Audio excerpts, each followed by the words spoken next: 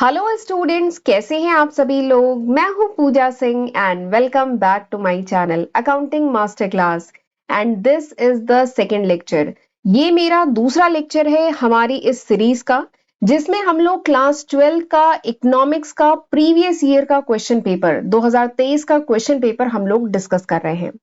एक lecture video मैं already upload कर चुकी हूं and this is my second lecture video. ये मेरा दूसरा लेक्चर वीडियो है। बट लेक्चर स्टार्ट करने से पहले आपका एक कॉमन क्वेश्चन, एक कॉमन डाउट है जो बच्चे मुझसे काफी पूछते हैं कि मैम कोई अच्छी बुक बता दीजिए क्लास 12 कॉमर्स के लिए। तो सबसे पहले आपकी इस क्वेरी का मैं रिप्लाई करूंगी, उसके बाद हम क्वेश्चन स्टार्ट करेंगे।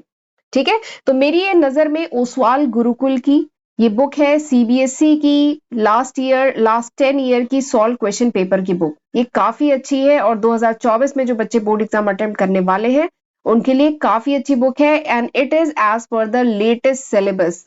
जो लेटेस्ट सिलेबस सीबीएसई ने इशू किया है उसके अकॉर्डिंग ये बुक लिखी गई है। और इस बुक की बहुत खास बात जो मुझे ये लिखती है कि it is one stop solution. ठीक है, it is a comprehensive book, one stop solution है। क्यों वन स्टॉप सॉल्यूशन है कॉमर्स के स्टूडेंट के लिए? क्योंकि कॉमर्स स्ट्रीम के जितने भी 7 पेपर हैं, English, physical education, computer science, maths, accountancy, economics and BST, ये जो पूरे 7 पेपर है ना, ये सातों पेपर के लास्ट 10 ईयर के जो क्वेश्चन पेपर है वो आपको एक जगह एक बुक में मिल जाएंगे एंड दीज आर सॉल्व्ड। ये सॉल्व्ड है जिसमें बहुत सिंपल लैंग्वेज में डिटेल में सॉल्यूशन डिस्कस किया गया है। तो ये काफी अच्छी बुक है, आप इसे रेफर कर सकते हैं। इस बुक की और जो डिटेलिंग है वो मैं डिस्क्रिप्शन में दे दूंगी, वहां से आप देख सकते हैं। वैसे तो आपके नियर बाई शॉप पे भी ये बुक मिल जाएगी, नहीं तो ये ऑनलाइन भी अवेलेबल है, जिसका मैं लिंक आपको डिस्क्रिप्शन में दे दूंगी।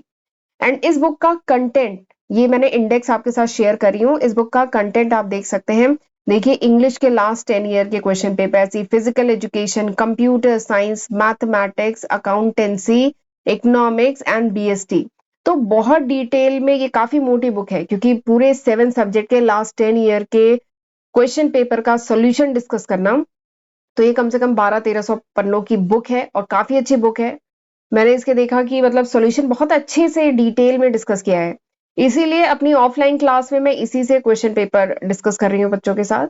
तो आप ये बुक जरूर रेफर कर सकते हैं। ठीक है, तो चलिए आगे बढ़ते हैं। अब हम चलते हैं क्वेश्चन की तरफ। तो चलिए क्वेश्चन पेपर डिस्कस करना शुरू करते हैं। तो सबसे पहले जब आपको क्वेश्चन पेपर मिलता है तो सबसे ऊपर क्या होता है? Instructions, journal instruction. तो भले ही आपको पता है कि कितने सेक्शन हैं, हर सेक्शन में कितने क्वेश्चन हैं, कितने मार्क्स के हैं, भले ही आपको पता है, लेकिन सब्र के साथ ये जो जर्नल इंस्ट्रक्शन है ये जरूर पढ़ना चाहिए। ठीक है, तो सबसे पहले क्वेश्चन पेपर के ऊपर ये जो जर्नल इंस्ट्रक्शन होते हैं ये आपको ध्यान से पढ़ना है। ठीक है, इसके बाद चलिए क्वेश्चन देखना शुरू करते हैं। तो क्वेश्चन नंबर 3 से आज हमें स्टार्ट करना था। तो क्वेश्चन नंबर 3 क्या है कि read the following statement carefully. अच्छा, एक स्टेटमेंट 1 दिया गया है, एक स्टेटमेंट 2 आपको दिया गया है एंड ये 4 ऑल्टरनेटिव में आपको बताना है कौन सा सही है। पहला ऑप्शन क्या है कि statement 1 is true, statement 2 is false. अगला है statement 1 is false, 2 is true, दोनों सही है, दोनों गलत है। ये 4 ऑप्शन दिए गए हैं। ठीक है, तो जरा देख लेते हैं ये स्टेटमेंट आखिर है क्या। ठीक है, आपको बताना है इन स्टेटमेंट के बारे में। तो स्टेटमेंट 1 पहले पढ़ते हैं। स्टेटमेंट 1 क्या है? The induced consumption shows direct relationship between consumption and income.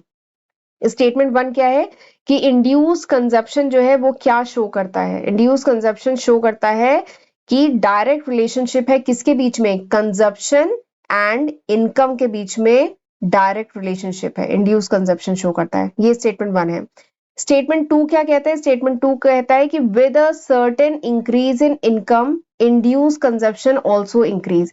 यानी स्टेटमेंट 2 क्या कहता है कि अगर इनकम एक सर्टेन लेवल तक बढ़ती है तो जो इंड्यूस कंजप्शन है ये भी बढ़ता है। ठीक है, दिस इज स्टेटमेंट 2। ठीक, तो आपको बताना है कौन सा ट्रू है कौन सा फॉल्स है। तो ये क्वेश्चन आप तब कर पाएंगे when you know about induce consumption. अगर आपको इंड्यूस कंजप्शन के बारे में पता है, only then you can answer this question, तभी आप इस क्वेश्चन का आंसर कर पाएंगे। ठीक है, तो चलिए इस क्वेश्चन को करने के लिए जितनी जानकारी चाहिए वो मैं आपको बताती हूँ। अच्छा, वैसे एक बात और बताऊंगी कि क्लास 12 का अकाउंटेंसी, इकोनॉमिक्स एंड बीएसटी का कंप्लीट सिलेबस मेरे चैनल पे अपलोडेड है। तो आप इसको और डिटेल में पढ़ना चाहते हैं तो मेरे चैनल पे प्लेलिस्ट देख सकते हैं। बाकी इस क्वेश्चन को सॉल्व करने के लिए जितनी इंफॉर्मेशन चाहिए वो मैं आपको अभी बता रही हूँ। ठीक है, सबसे पहले देखते हैं इंड्यूस कंजप्शन। इंड्यूस कंजप्शन क्या होता है? तो देखिए वर्ड क्या है, इंड्यूस। इंड्यूस करना मतलब प्रेरित करना। ठीक है, इंड्यूस कंजप्शन, एक तो है कंजप्शन कंज्यूम करना, बट एक है इंड्यूस कंजप्शन यानी प्रेरित करना, यानी वो consumption which is made with disposable income, यानी वो कंजप्शन जो किससे होती है, डिस्पोजेबल इनकम। लिख देती हूँ यहाँ पे, वो कंजप्शन जो किससे होती है, डिस्पोजेबल इनकम से होती है, उसको क्या कहते हैं, इंड्यूस कंजप्शन। ठीक है, when people have more disposable income, एक मिनट मैं स्क्रीन थोड़ा क्लियर करती हूँ। जब पीपल के पास डिस्पोजेबल इनकम ज्यादा होती है, ठीक है, अगर डिस्पोजेबल इनकम पर्सन के पास ज्यादा होती है तो आपने क्या देखा है कि हम वैरायटी ऑफ थिंग्स क्या करते हैं, वैरायटी ऑफ चीजें हम क्या करते हैं, बाय करते हैं ना। जब हमारे पास डिस्पोजेबल इनकम ज्यादा होगी तो हम खर्चा ज्यादा करेंगे, ज्यादा चीजें खरीदेंगे, वो चीजें भी खरीदेंगे which is not very necessary, जो बहुत जरूरी नहीं है हमारी लिविंग के लिए, हम वो चीजें भी खरीदेंगे। ठीक है, तो डिस्पोजेबल इनकम जैसे जैसे बढ़ती जाती है वैसे वैसे हम अननेसेसरी चीजें जो हमारे अभी इतना पर्पस की नहीं भी है, जो इतने काम की नहीं भी है, वो भी हम खरीदते हैं। ठीक है, तो इंड्यूस कंजप्शन की अगर हम बात कहें तो induce consumption starts when, induce consumption कब शुरू होता है, इंड्यूस कंजप्शन स्टार्ट होता है जब लोगों के पास डिस्पोजेबल इनकम, खर्चा करने के लिए जो इनकम है वो जब बढ़ने लगती है तो इंड्यूस कंजप्शन भी बढ़ने लगता है। ठीक, अब इसी के साथ एक और चीज मैं आपको बता देती हूँ, autonomous, autonomous consumption and induce consumption, ये दोनों के बीच में थोड़ा सा आपको पता होना चाहिए, उसके बाद हम आते हैं इस पे। देखिए एक होता है ऑटोनोमस कंजप्शन और एक होता है इंड्यूस कंजप्शन। ऑटोनोमस कंजप्शन क्या है, ऑटोनोमस कंजप्शन वो कंजप्शन है जो अकर करता है when there is no income in economy, यानी इकोनॉमी में कोई इनकम नहीं है तो भी जो कंजप्शन है। ठीक है, तो बेसिकली जो मिनिमम लेवल है कंजप्शन का, जो बेसिक नीड है हमारी जीने के लिए, रोटी कपड़ा मकान बेसिक नीड है ना, तो वो कंजप्शन जो मिनिमम लेवल का जो कंजप्शन होता है वो क्या होता है, ऑटोनोमस कंजप्शन। और जो इंड्यूस कंजप्शन होता है वो कंजप्शन क्या होता है, वो कंजप्शन जो चेंज होता है विदाउट चेंज इन इनकम। ठीक है, चेंज इन इनकम, हमारी इनकम बढ़ती जाती है, हमारा कंजप्शन भी तो बढ़ता जाता है। ठीक है, हम अननेसेसरी चीजें, लग्जरी की चीजें भी खरीदने लगते हैं, तो ये क्या होता है, इंड्यूस कंजप्शन। इंड्यूस करना मतलब प्रेरित करना, हमारी जो बढ़ती हुई सैलरी है वो प्रेरित कर रही है कि हम और ज्यादा कंज्यूम करें। ठीक है, और ज्यादा चीजें खरीदे, वैरायटी ऑफ चीजें खरीदे, तो ये क्या है, इंड्यूस कंजप्शन। एंड ऑटोनॉमस यानी जब नो इनकम इन इकोनॉमी है तो जो बेसिक मिनिमम चीजें जो पर्सन बाय करता है, मिनिमम लेवल ऑफ कंजप्शन जो है वो होता है ऑटोनोमस कंजप्शन। ठीक, आपको ये कॉन्सेप्ट समझ में आ गया। अब मुझे लगता है आप इजीली आंसर कर सकते हैं इन दोनों स्टेटमेंट में, दोनों स्टेटमेंट ट्रू है कि फॉल्स है बता सकते हैं। देखिए स्टेटमेंट 1 क्या कह रहा है कि इंड्यूस कंजप्शन क्या शो करता है कि डायरेक्ट रिलेशनशिप है कंजप्शन एंड इनकम के बीच में।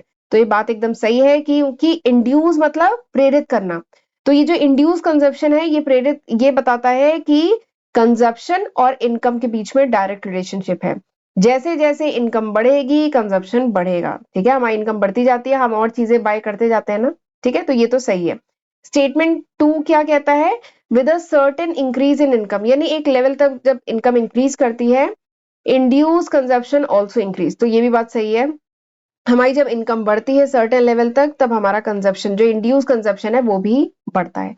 तो ये दोनों ही बातें सही है, यानी इसमें से क्या सही होगा, option C is the correct answer. ठीक है, चलिए आगे बढ़ते हैं अगले क्वेश्चन पे।